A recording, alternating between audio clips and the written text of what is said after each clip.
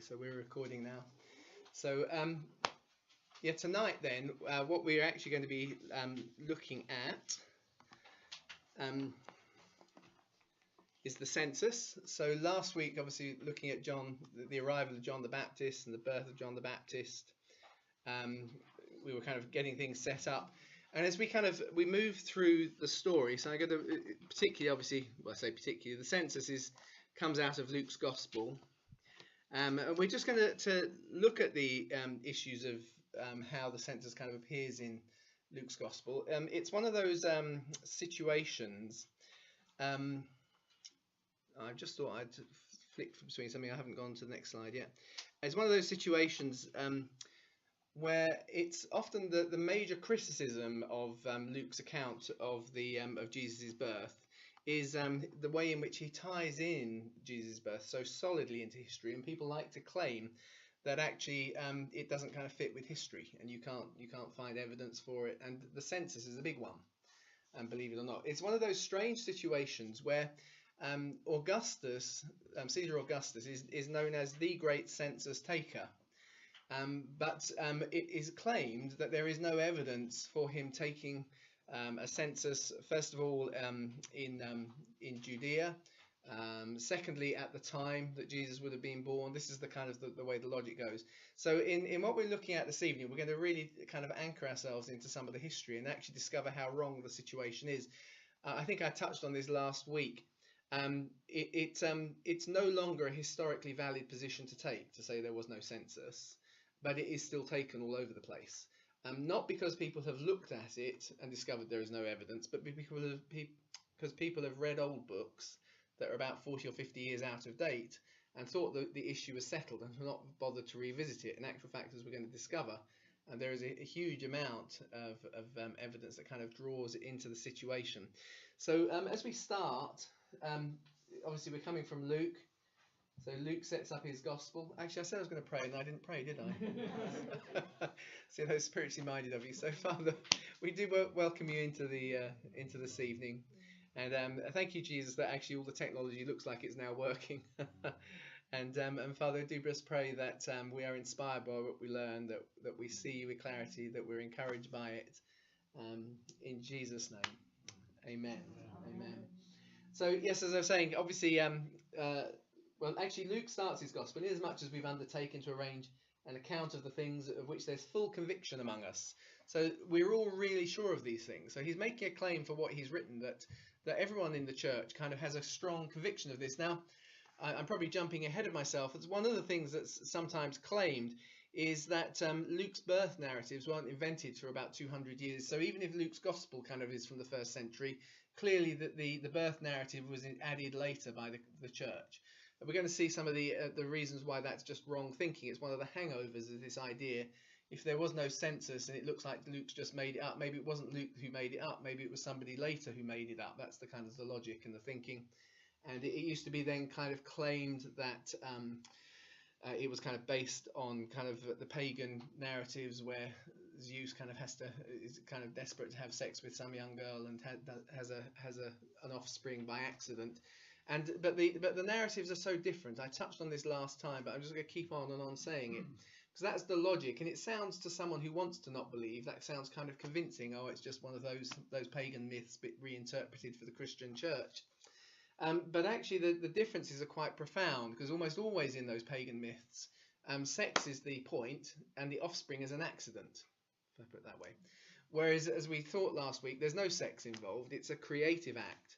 That it's not God the Father, it is the Holy Spirit who broods over creation, who comes over Mary, and the child is conceived. So that it's not a sex act, it's a creative act, and the child is the deliberate focus of it, and so on. And normally there is therefore a conflict between the offspring, like Hercules, and the father, who he has to prove himself in some way or other. And actually the narrative is very, very different, as we're going to see. Actually, there's evidence for it from outside of the Gospels. Now, that may sound odd. There's evidence for the virgin birth as a story existing outside of the Gospels. We'll see that towards the end of this evening. That doesn't mean to say it's evidence that it happened, but what is evident is that was the story circulating in 1st century Judea. Okay, so we'll see that towards the end this evening. But as I say, Luke kind of sets up his whole gospel by saying these things we're all sure of them. There's full conviction among us. And just as those who were from the beginning were eyewitnesses. And so he's thrown that eyewitness word in. And I thought it's just worth stopping and thinking as we start this evening. Who are Luke's eyewitnesses? We've touched on these last week, but we'll just keep saying them. Obviously, James is there. James is the brother of Jesus. We thought last time about how in the book of Acts, when Paul leads the team down to Jerusalem, so it's always Paul leading and we're going with him, and they get to Jerusalem, it says, we went in to see James and we took Paul with us. And that change around is really important. You can so easily miss it in the text, but actually you imagine as Luke's writing it, it's because it's the natural thing to say. We went down with Paul to Jerusalem. When we get to Jerusalem, we went in to see James and we took Paul with us. Why? Because as we saw in the history, Luke, who is one of the 72, according to the early church, been one of the 72. He's Lucius of Cyrene, who left the Jerusalem church and went up to Antioch and planted the church up there. He's been one of the key leadership connections between the church in Jerusalem way before Paul has. Paul is effectively his congregation member. It's just that they commissioned him out to go out, and now they're having to take a report back. It's obvious that Luke would lead the team, if that makes sense. You see, so obviously, if Luke knows James, because that seems to be the implication of that, we went in to see James and we took Paul with us. Then of course it wouldn't be at all surprising that he has access into the family. So I've got obviously in terms of who are Luke's eyewitnesses, because he makes a big thing about the fact he's based everything he said on eyewitnesses. And he will have seen some of the events of Jesus' ministry as one of the 72, but the birth none of the 12 saw. But he's claiming an eyewitness for it. So there's obviously there's James. Well, James wasn't an eyewitness either, but of course Mary was. So Luke is actually around Jerusalem for 2 years while Paul is under house arrest, and probably that's the point where he collects this narrative, he collects this story, and inserts it into his gospel. Is he kind of he consolidates it for Paul's defense. And so Mary and the rest of Jesus' immediate family have probably come in through James. But also, we can't forget Clopas. Clopas is Joseph's brother, according to the early church. He's one of the disciples who's on the road to Emmaus, if you remember, on the resurrection day. And if we've not spotted, if we're not aware of the fact that the early church is sure that Clopas is Joseph's brother, we think, what on earth is Jesus talking to some random stranger on the, he's called a disciple, but we've never heard of him before. His name is Clopas or Cleopas. It varies slightly. One is just the kind of more Greek way of saying it. And actually, so he's Joseph's brother, and Simon is the other guy with him, according to the early church. Although we're not told that in Luke's gospel. It says there were 2 disciples. One is called Clopas, doesn't name the other. Simon is actually Joseph's therefore nephew, and is also listed in 2 of the 3 lists of the 72. So if you look at the lists of the 72 that come out of the early church, some names they obviously didn't know, and they've just kind of tried to fill in extras, if you can put it that way. But you can see there's a solid kind of core, and Simon is regularly there because Simon actually becomes, either slight debate as whether he's the 2nd or 3rd leader of the Jerusalem church. So Simon actually becomes a key figure in the early church and is understood by the early church to be the nephew of Joseph, and therefore and one of the disciples on the road to Emmaus. So all of those people. So first of all, Luke would have access through James to Jesus' family, but also to Clopas' family, who's only one section away. They're cousins, effectively. And if Simon is one of the 72 and Luke is one of the 72, he knows him as well. Does that make sense?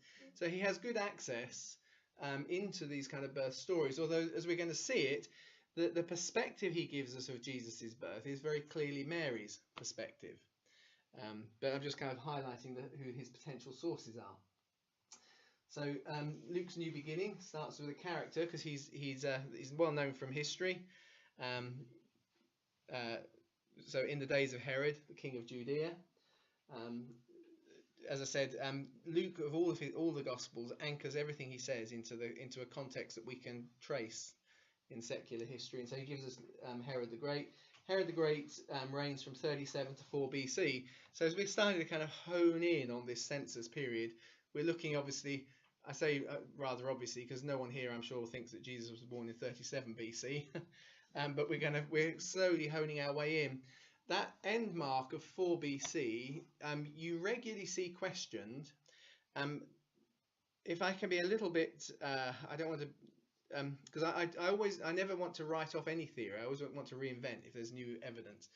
But normally it's presented only in Christian circles, so you never hear it in a secular context, because it almost always hangs on Jesus being about 30 when he starts his ministry.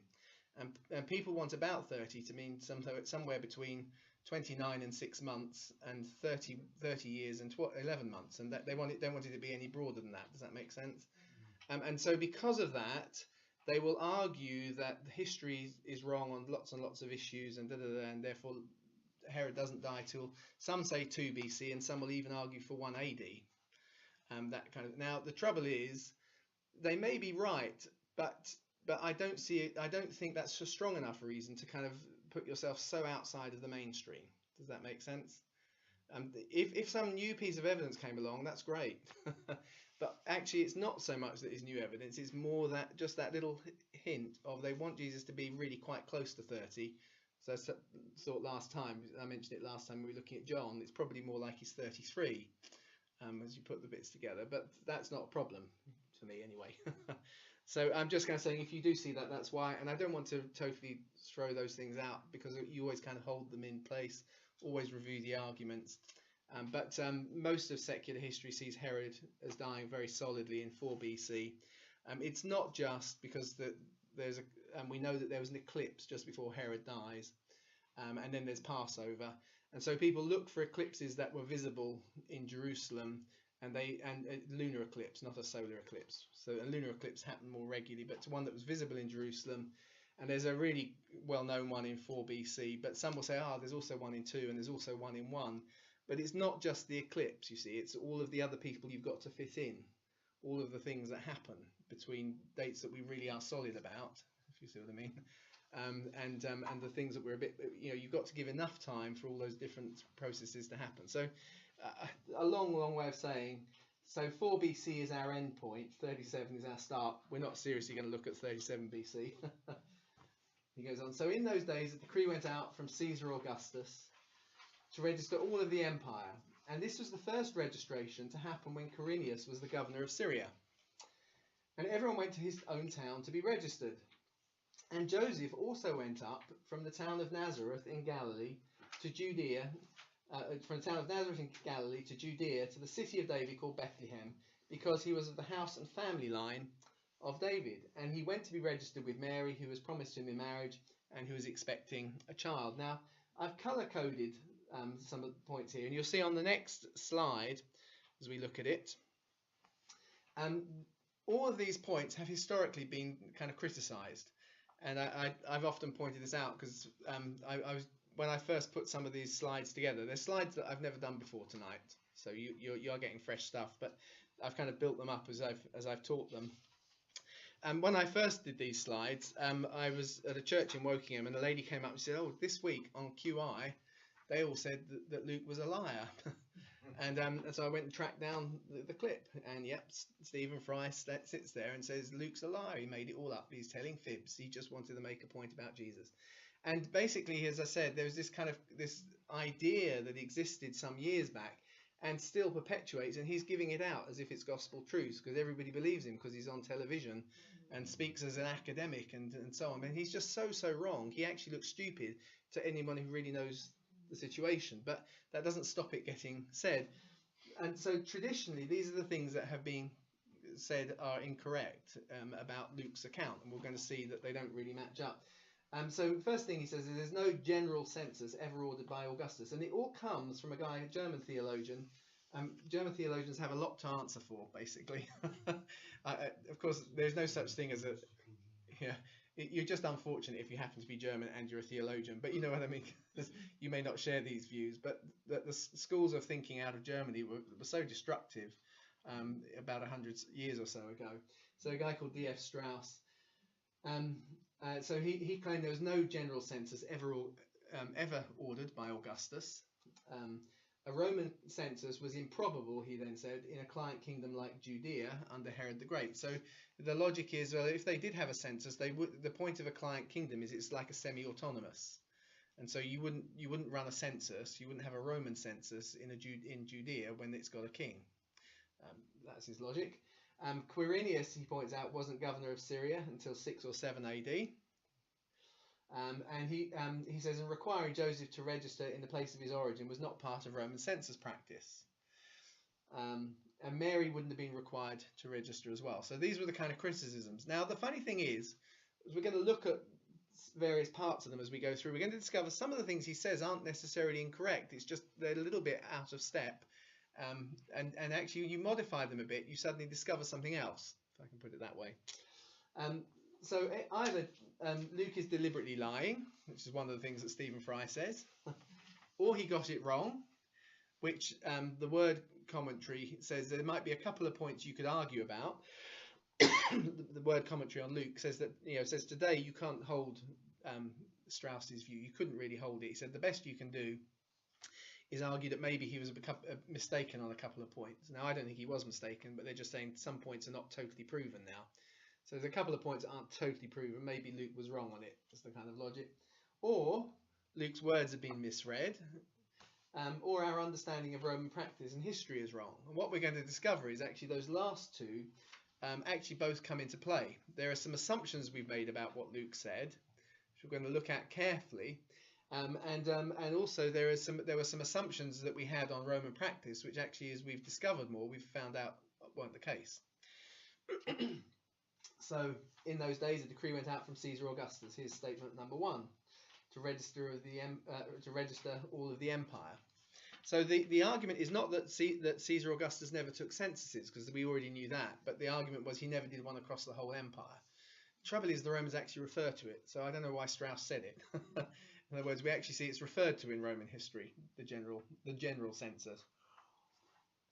But I lose track of how many times I've heard in Christian circles, well, it probably wasn't a general one. There's no evidence for a general census. Probably just it was a local one, but it just seems that way from Luke. Actually, they're just wrong. It's just the hangover of this mistaken thinking. There is, and we'll actually see the kind of quotes. But what we do know is the argument was, well, we haven't got a decree either. You see, there's no decree. We haven't got any records of the decree. But actually, of course, Augustus has issued thousands of decrees, and we only got a handful. So the lack of a decree does not mean he didn't give one, if I put it that way. And we actually most of the things that we do know that Augustus decreed, we don't know because we have the decree. We only know them because they're written about by other historians. And very often they appear only once. There's just a single reference to them. We're actually going to find out that the census that Luke talks about is referred to quite a few times. So it's quite a significant one. So I put there are several oblique references to Luke's census, as well as Luke's very explicit statement about a census. So that's not Augustus, by the way, in the corner. That's Tacitus. Tacitus, who's a very serious Roman historian. And actually here, this is taken from his Annals, and you've even got the chapter and verse reference, so you can see I'm not making this up. You can go and check it out, which is why I said it's just such a wrong statement to make, because you can get as precise as this. He says, a document was found and read, and this contained a description of the resources of the state, of numbers of, in terms of the number of citizens. Okay, so what's he talking about? Well, we'll see. Okay. And allies under arms and a fleet, and subject kingdoms, provinces, taxes, direct and indirect, necessary expenses, customary bounties. All these details Augustus had written in his own hand. What Tacitus is describing is he's describing an event which happens about 40 years after Augustus has died, where in the Senate they get out the report that was produced from this census.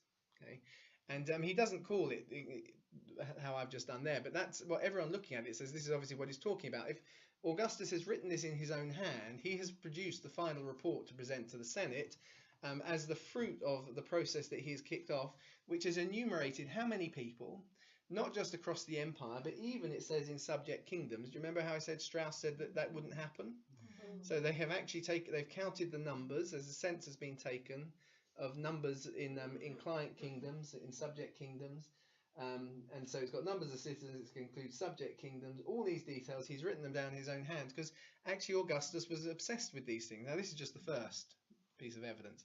So here we have from a serious Roman historian a reference to what looks like the report that's come out of the census. You go on. Oh, yeah, sorry, but at some point, sorry, I probably haven't put these in the most sensible of order. We know from Josephus that at some point between 12 and 7 BC, so we can't be too precise yet, some point between 12 and 7 BC, we're told that Bernice, the wife of Herod's son Aristobulus, Herod he's had about 10 wives and he had quite a lot of kids. So they're hard to track, and what makes it even harder is most of the kids call themselves Herod if they're boys, because they feel it's got kudos with it. So there are Herods all over the place. But Bernice, the wife of one of Herod's sons, whose name is Aristobulus, reports to her mother, Salome, that Aristobulus and his brother Alexander, these are two brothers by an early marriage, one that I think is about his second wife, to have made threats. So Aristobulus and Alexander have been making threats that when one of them ascends to the throne, because they figure they're not quite the oldest, but I think they're now senior and in favour. So one of them expects to take over from Herod. When they come to the throne, they're going to make all of their half-brothers into, and the phrase they use is village scribes, because they're so well educated.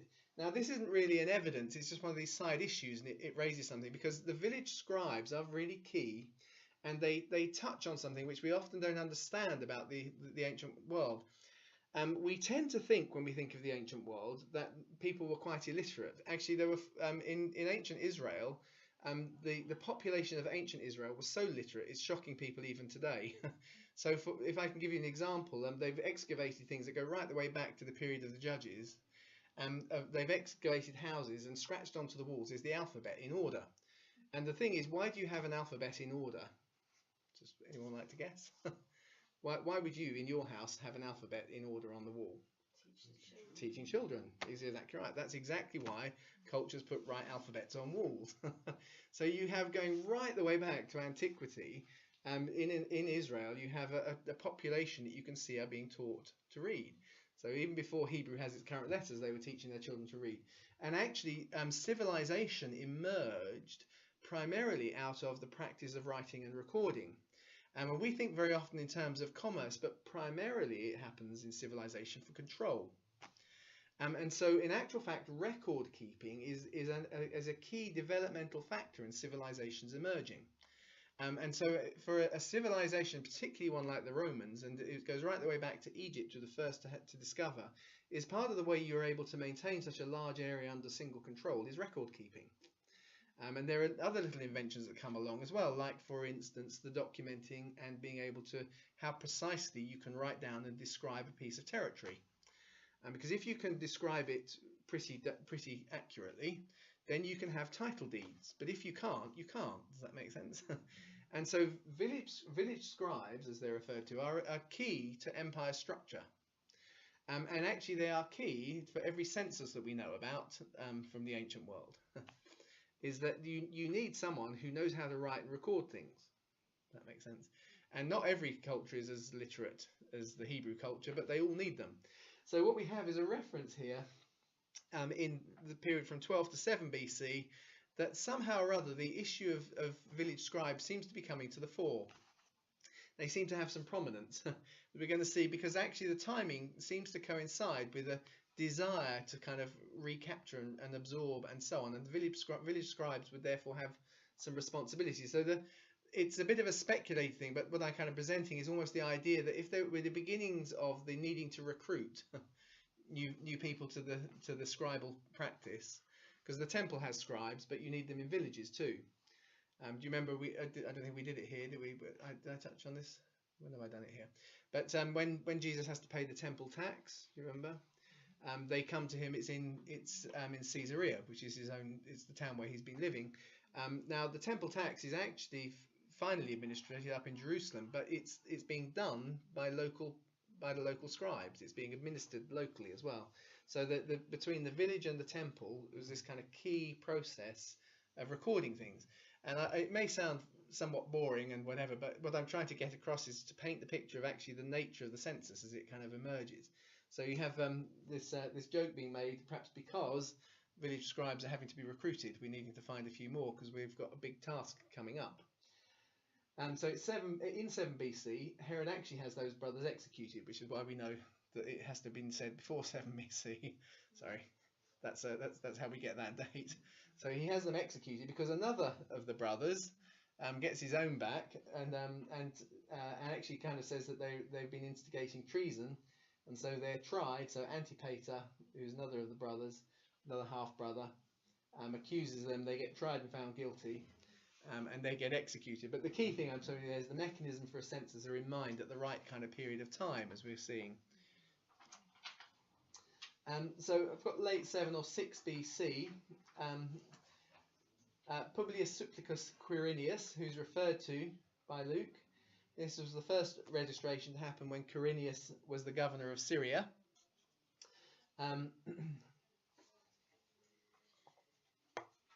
Luke 2. Let's just hit the wrong button. Click forward. He was sent to Syria as the legate with Coponius, who would be the first prefect of Judea. He was a predecessor of Pontius Pilate. So in 6 AD. So now we're talking. That's a bit too late, and that's one of the other criticisms. Sorry, is that Quirinius isn't governor in Syria until 6 AD. And Luke, of course, is talking about something which we all date as being before 4 BC, or everyone who seriously looks at these things dates before that. And so the logic is, well, it's just so out of step. But we're missing a rather obvious fact. I say rather obvious, but Luke in the book of Acts refers to the census under Quirinius, and so he knows about it. It's not like he's somehow ignorant of it. So what's he doing if he knows that and knows that it comes later? What's he doing associating it with Jesus? I'll put it that way. But the point has been made. This one, Quirinius, is not governor of Syria until too late. Herod was already dead there, and the registration of 6 AD doesn't actually include Galilee. So why would Joseph come all the way down from Galilee to Jerusalem? Does that make sense? So all of those things were problems. So it's not an irrelevant problem. It's just that it's wrong when we discover that there are some other factors in play.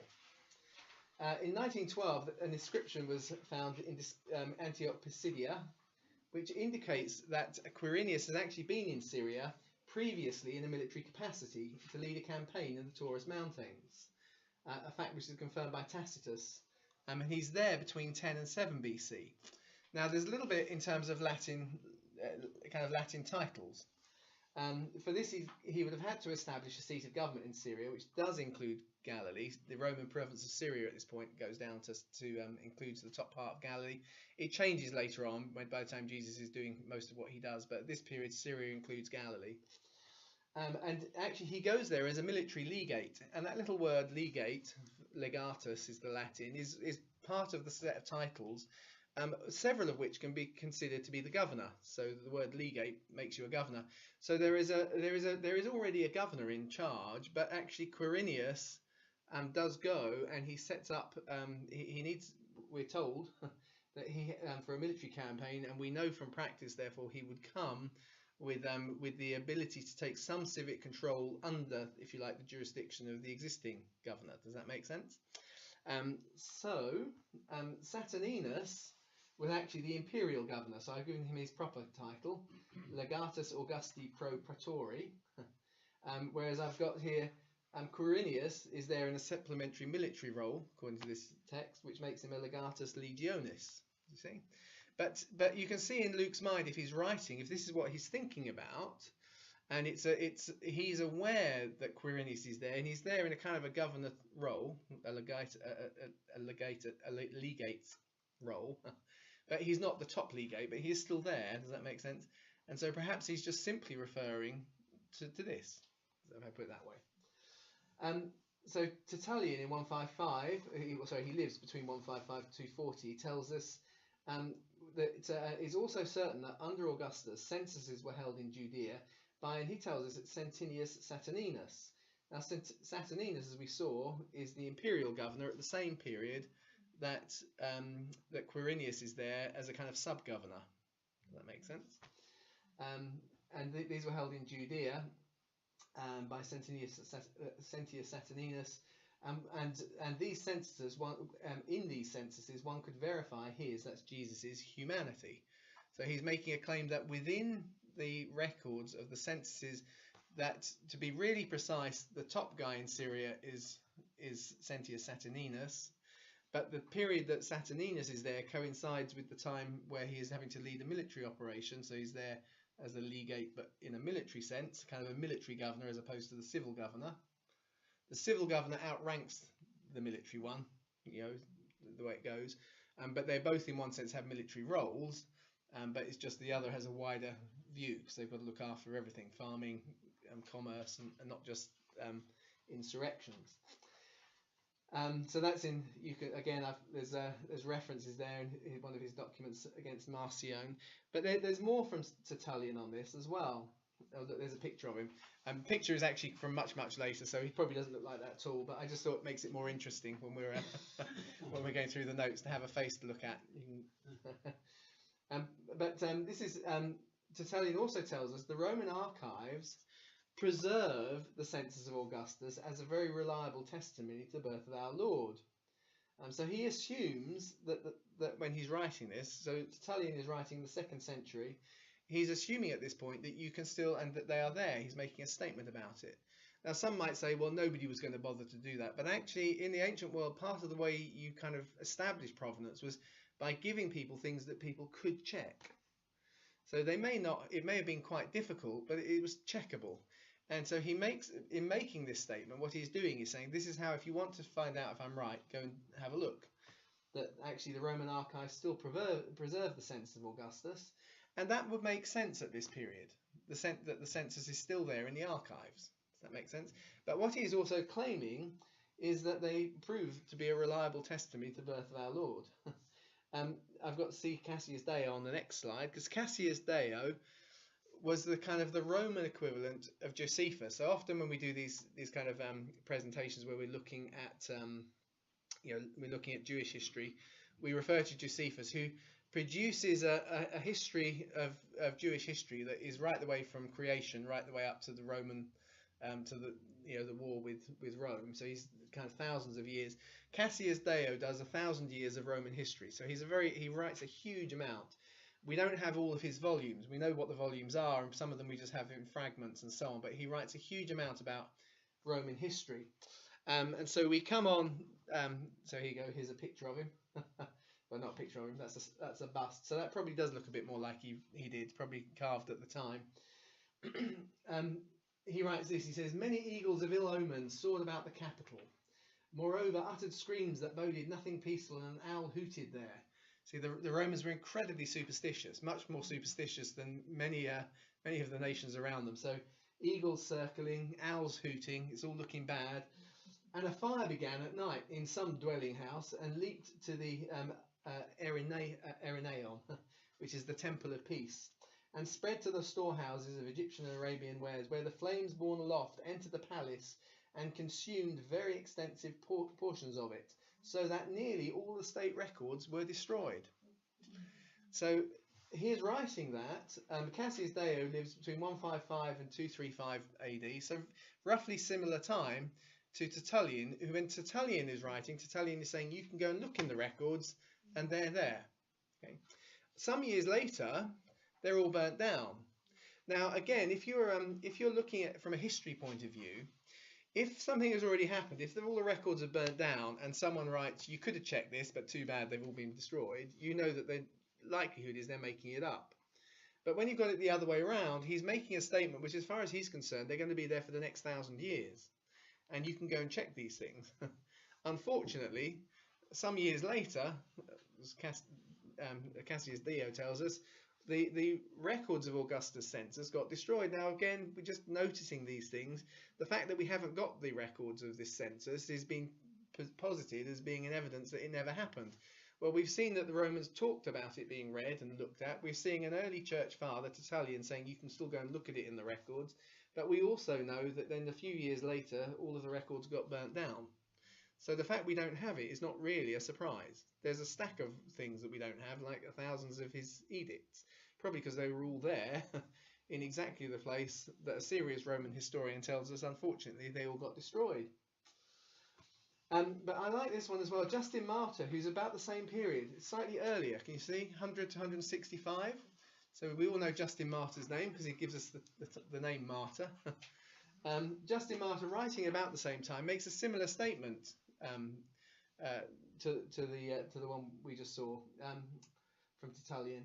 So now there is a village in the land of the Jews, 35 stadia from Jerusalem. 35 stadia is about 3.5 miles, which is correct. So he's talking about Bethlehem here, in which Jesus Christ was born, as you can ascertain also from the registers of the taxing made under Cyrenius, your first procurator in Judea. So what he's saying here is that in the records, somehow or other, it identifies Bethlehem. Now let's just tie all these pieces together. It identifies Bethlehem. That's the first thing we can all say about this. And we read in Tacitus that the lists from the census included kind of residencies and locations from all of the client kingdoms. So it may simply mean that it just says you can actually find Bethlehem is recorded in Quirinius's. So we know it was occupied, it was there effectively at that period. But it's also possible. It's also possible, of course, that all of them are making a reference. We can't prove it, but you could even see and read what they're saying. It depends how you want to read it, as them saying you can actually find the records that tie up with the Gospels in there. So it's not just that there's a location and that there is, because remember we saw Tertullian saying it's a really good proof of the truth of the Gospels. It's not just saying that Bethlehem exists. It kind of feels like it somehow it captures the records. Maybe Joseph is in there. Maybe in the most extreme, Jesus is in there, because Jesus is born as a male child at the time of the census. They probably have got there at the time of registration. If actually they're having to register all males, he may actually be in there. We're going to see actually there is a reference to that, but we're going to come to that much later. And not from a friendly source, which is always interesting when you have a reference from an unfriendly source, because a friendly source might say anything to prove the fact. Does that make sense? We're going to see that there is a reference to Jesus being in the registration records from an antagonistic Jewish source. That's basically what we're going to get. A contemporary antagonistic Jewish source makes reference to what is almost certainly Jesus. He doesn't use his name, he uses a slight kind of an expletive stand-in when he refers to the person, and it refers to his records in the registration. So we're going to see that. But you see what the kind of picture I was saying, which is it just doesn't make sense to claim there is no evidence when we're kind of putting these stories together. I've got a final piece of evidence, lapis tibertinus, which is got the picture of down there. It's an inscription that's found in Tivoli a few hundred years ago now, but it actually refers to an unnamed official who was legate of Syria twice. Now, to be legate of Syria twice in the right period, as it is, there aren't many contenders, because to have been legate twice, you have to have been legate once. Does that make sense? And there aren't many periods. There aren't therefore that many people. There's literally a handful of there's about 20 possible people in all of history, you know. And because this doesn't say that it happens at exactly the time of Jesus' birth, it's just saying that it refers to someone who's been there twice. Unfortunately, it's not that he doesn't name him in the whole thing. It's just we only have a fragment. So we read about someone who is there as a military leader, who was governor twice. So it's quite possible that Quirinius, who people see in 6 AD, that's his second time, which might make sense because Luke actually says this is the first census that happened when Quirinius was governor. Does that make sense? So he could have possibly been there. So that's all possible, but I said it's not totally necessary. Just to kind of spoil it all, it's not totally necessary because Luke calls this the first registration to happen, so that's fair enough. But there's no second registration that we know about under Quirinius. So obviously there's supposed to have been 2. When's the other one? But the thing is, he uses a very loose grammatical structure in the way he writes this sentence. So you can actually translate it. It's totally legitimate to translate this sentence as this registration happened before Quirinius. So the little word that is the first can also mean prior to. See, so just the way it's structured. Now, it's more like the more natural reading is to say first, but the point is technically it can simply mean the one before then. And Luke is a very good Greek grammatarian. So I sometimes wonder whether he knowing what he knows is deliberately plays the ambiguous card, because it allows the reader to impose their own knowledge. So for instance, as someone who's written some books, there are times when you want to say something, you don't, and it's very easy if you say it very simply, you know that technically some people could interpret you the wrong way. Does that make sense? Although what you said is totally valid, because it can go two ways. So sometimes you just change the wording slightly. I've actually done this, which sometimes seems to be less precise, but it allows, if you like, without getting lost in detail, it allows readers to kind of understand the truth of it without having to explain to them that they might be wrong in one of their assumptions elsewhere. And so I wonder if that's what Luke is doing. If he is aware, if he says actually it was the first one to, the first one to happen when Quirinius is legate. Actually, a load of people will think of him when he kind of finally takes the full role, the top governor role, as opposed to sub-governor role. They might think that. But actually, I've used the thing that could say it's prior to that, because actually it happened when Saturninus was the main one. But if they do know about that, they might also know that he was there in that sub role. And you see what I'm saying? He may have given us something that was flexible enough that, depending on what his readers knew, they could just absorb it all into what they're reading. That's the way I perhaps understand it myself now. There's a little bit more evidence, though. Sorry, I bet you're getting bored with this now. I also realise I haven't worked out where we're putting in the tea break. So what time is it now? 25 past 8. So it's probably imminently we'll have a tea break. So Paulus Orosius. Now he's much later, 375 to 418. He's a Christian historian and theologian. He's actually a good friend of Augustine, but Augustine's far more famous. But he was a regular visitor to the church in Jerusalem. And it seems, this is always the way, as time goes on, we lose information. You go back, even though it's 4th and 5th century now, the church still remembers things. And he gives us some information that he's passing on from the church in Jerusalem, their understanding of the census, which is really helpful because it helps kind of frame it a little bit. So he says, Augustus ordered that a census should be taken in each province, everywhere, and that everyone should be enrolled. And this is the earliest and most famous public acknowledgement. So he's aware of something which we've sort of forgotten, which is that there was an enrolment and a public acknowledgement which marked Caesar as the first of all men, since in this one name Caesar, all of the peoples of the great nations took an oath. And at the same time, through the participation in the census, they were made part of one society.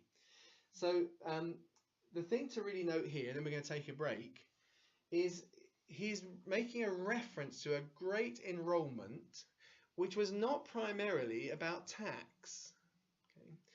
Okay? It's actually about swearing allegiance, and it's creating a single empire out of all the places they have conquered.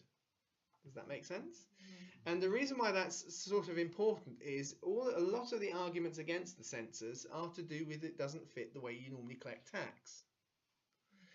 Okay, because the assumption was made that why would you take a census if it wasn't to tax people? But what he's inadvertently told us, without telling us that there would be skeptics who didn't believe there was a census by the time we got here, he's inadvertently told us something useful. That the Jerusalem church remembers that this was the first great census that was taken to make everybody swear allegiance to Caesar, and therefore create a single unified kingdom. Because remember, Caesar Augustus is the first proper emperor. They've never before then. Rome was a city-state that had conquered many nations. Caesar Augustus comes and claims now to be the king over the whole region, but they all have their different gods and whatever. So he needs a common allegiance, and that seems to be what's going on. As we'll see when we come back from our cups of tea, there is other evidence. Because actually once we put that into the mix, we discover there's a whole lot of evidence for the process by which the world was registered on behalf of, if you like, swearing allegiance, not if you like, but for the very purpose of swearing allegiance to Caesar Augustus. And again, it kind of helps to paint the picture, and it helps to focus down on some of the history of Jesus's birth. So we're about to take a break for a cup of tea, but before we do, does anyone want to ask anything at this stage? The way the room goes here, it's getting dark. So in the back there, Sheila and Chris and Sharon, you might be falling asleep. I can just see you in the gloaming. So okay, let's take a 5 minute or 10 minute break, or however long we need, and we'll keep going after that.